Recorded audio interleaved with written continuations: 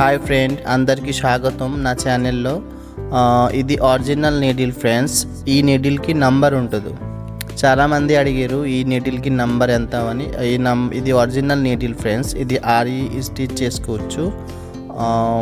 ఇది క్లాస్ 12 వీడియో. ఈ వీడియోలో ఈ స్ప్రింగ్ నాట్ వర్క్ ఎట్లా చేసుకోవాలి చూపిస్తున్నాను, పూర్తిగా చూడండి. ఫస్ట్ నేను ఇది ఆరి స్టిచ్ చేస్తాను కదా, ఈ ఆరి వర్క్ ఎట్లా చేసుకోవాలి నేను ఈ వీడియోలో మొత్తం ఎక్స్ప్లెయిన్ చేశాను. డిస్క్రిప్షన్లో లింక్ ఇచ్చిస్తాను, వెళ్ళి చూడండి.